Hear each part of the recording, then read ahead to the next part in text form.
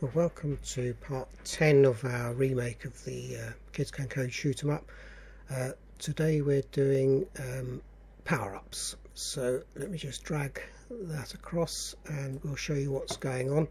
I'm playing it in debug mode because it allows us time to see what's going on and explain what's happening.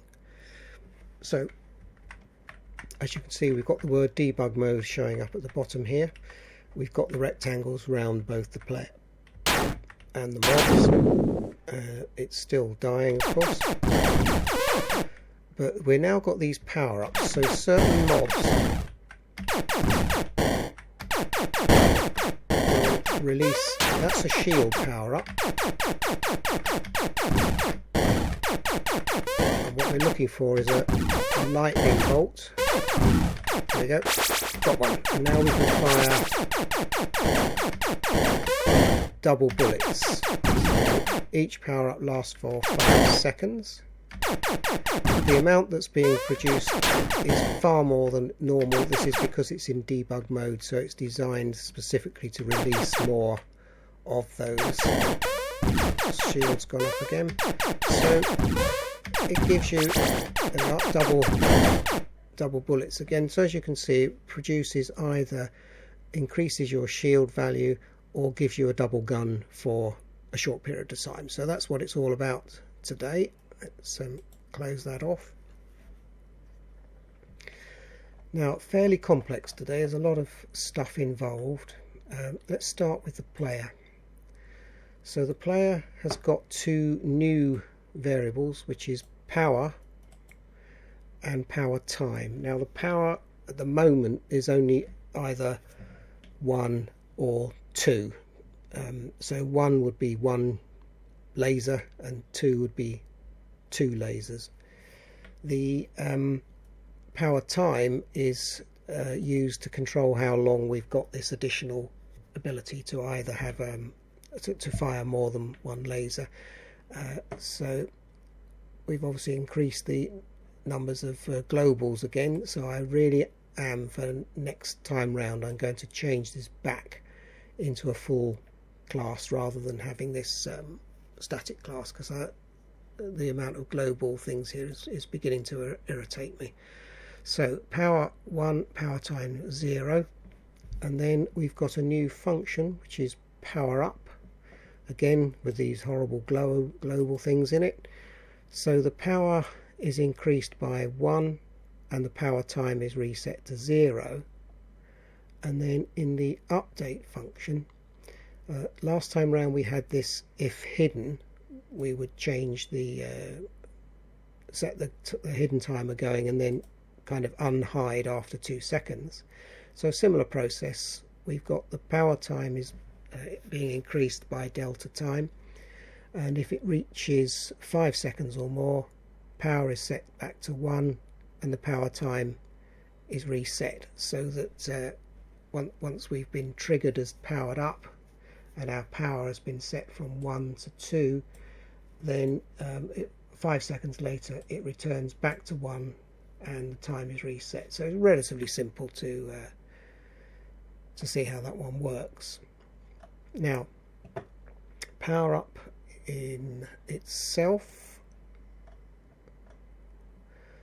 So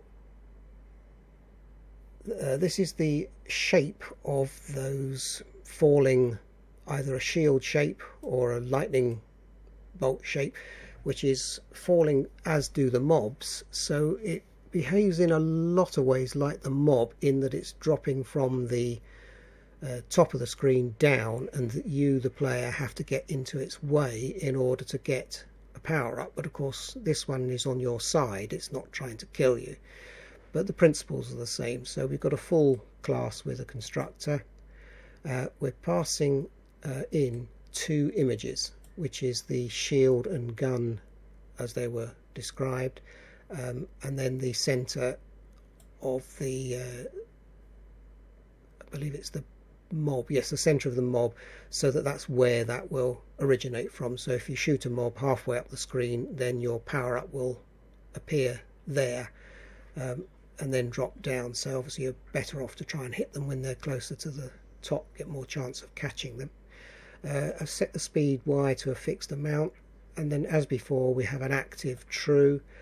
Probably wasn't necessary to put this circle in, we could have done it with a rectangular collider, but as we've been using circle colliders for all the others, we might as well include it.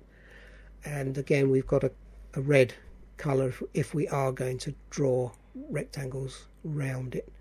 So otherwise it behaves in very much the same way as the mob. We've got a rectangle, we've got a circle, and then on the update again we're just checking the position, the Y position. It doesn't drift from at an angle, it's straight down, so it makes life a bit easier. So it's only rectangular Y position that is changing by delta time. If it goes off the bottom of the screen, then its active is set to false, and that's it. That power up has gone. And then this one blits the image as before, and then draws a circle if debug is on. So that's how the power up works. It behaves very much like a mob there, but the type of power up depends on which image is chosen. So that's chosen randomly between shield and gun images. So let's go back to how these are loaded in and dealt with. So if we go to the load, so we've got a new function in load. We had load images, audio and animations. Oh no, it's included in the images, it wasn't anything new, so nothing has been changed down here. Just negative that. So in the images, here's the images that we were loading in before, including the miniature images of the player for the lives. Then we've got the meteors as we had before, nothing new there, but we've got two new ones. So we've got power up images, shield and gun, using the shield gold PNG and the bolt gold PNG. I haven't checked to see whether those are available directly from the source. If not, I'll put them in the repository. I'll do that shortly. So image, we've got bolt gold there and shield gold there. So those are loaded in. That's what's used to draw our power-ups. Now let's go to once they've been produced, how do we actually get them? So what we want is, every so often when a mob is hit by a bullet, we want to release one of these power-ups. So what we do this time is, as before, if the mob is being destroyed by a bullet, we play our explosion sound, we remove it, nothing new there. Then we use this line here, which creates a new random number, which, because we haven't specified anything, will be between 0 and 1. So if the random number that we produce is greater than 0.9, so there's only a 1 in 10 chance of that happening, then we add to our power-ups list a new power-up. So again, same principle as we use all through, where we've got a list, we append to that list, and we create a new object which we append to that list. So power-ups is a new list here. We've got power-up images in a dictionary and power-ups in a list. So that's where they are.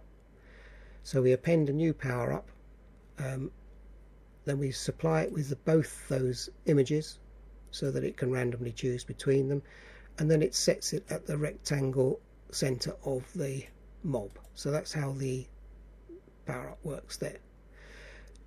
Now when the power-up is coming down, we obviously need to find out, we need to write a new function similar to the one that does the mob player collisions, this one, and we call it check power up player collisions. So it's kind of basically the same as the mob player in that we're looking for something that's coming down from the top, except this one's friendly. So in a similar way as we did with the mobs, we're checking in the list of any power-ups, checking if the power-up collides with the player, plays the relevant sound. Now the power-up will be one of two types, either shield or gun, which is chosen randomly within the power-up itself. So that was set, where is it, type, here we are. So the type of power-up is a random choice between shield and gun, if you remember. So it'll either be a shield or a gun. So if the power-up that we have hit is of type shield, then all we do is to increase the value of our shield in a random range between 10 and 30. If the shield value then goes above 100, we're setting it at the maximum 100, and we're also playing a sound, a new one called Sounds Shield Play. So we're playing that that sound. If the power-up is of type gun, then we call the player's power-up function, which allows us to fire 2 bullets, one from each side, each tip of the wing if you like, and then we play a different sound, which is the power sound. So that's those sounds that you heard when I was demonstrating it a moment ago. And then again we check the power-ups, and if they've been hit we remove them. If they've been used, if they haven't, we check through, can they be updated? If not, because they've gone off the bottom of the screen, then they're removed. So that's how the power-ups are dealt with, in a very similar way to the mobs. That the power-ups coming down the screen, if the player hits it, then the power-up itself is destroyed, and then either we get 2 guns instead of 1, or we get an increase to our shield. Now because we've got 2 guns, then obviously the shoot method needs to be changed. So as before, we've got the if we're allowed to fire a new bullet and if the player's not hidden. And then what we're doing next is to obviously play our shoot sound. If the player power is equal to 1, then as before we just append a bullet to our list of bullets. But if the player is greater than or equal to 2, in other words we've had a power up, then we append 2 bullets, one to the player's rectangle left and one to the player's rectangle right. So that allows us to fire it off at slightly different positions based on the player's rectangle. So that's how we can get 2 bullets. They're basically just created one after the other, but of course they appear to be coming at exactly the same time because the time difference is so small. And that allows us to fire 2 bullets for 5 seconds. The bullet timer and everything all behaves as normally, so it's only really this section that we're changing, that we're now allowed to fire more than 1 bullet in the shoot function. In the update we are now including the fact that we've got to check our power-up player collisions. So obviously we're now checking the mob player, we're checking the explosions, we're checking the power-up player collisions, and of course mob bullet as before. So we've just added an extra line in there. And again in the draw section, for each power-up in the list we're drawing it. Obviously if there's none in the list, then none get drawn. It's as simple as that. So I've just realised I've repeated the draw lines here. Okay, let's delete that one. There's obviously an error. That's better. Right, I've just checked the Kenney art pack, and the link that you've got already, I've already obviously downloaded it. So it's the Space Shooter Redux. In the PNG file there is a Powerups one here, and indeed you've got Bolt Gold, what else was there, Should be a shield gold. Yeah, well, shield gold. Obviously, choose anything you like for use there, but those are definitely in the Kenney's art pack. Okay, let's get that out of the way. Right, so that's the explosions and power-ups dealt with as far as drawing them is concerned, and updating them, and how we call them in the first place. So I think that's covered everything. So player, couple of extra things there. Power-up itself. There. Was there any changes to the bullet? Let me just check.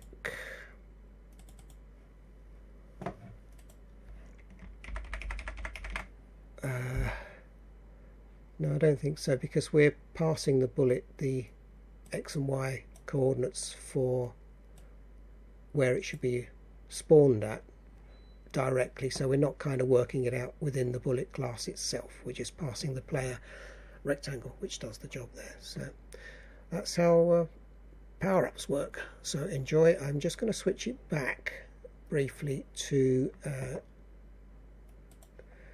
non-debug mode so that you can see them in their true glory, as long as I don't get killed too quickly. Let's fire that up.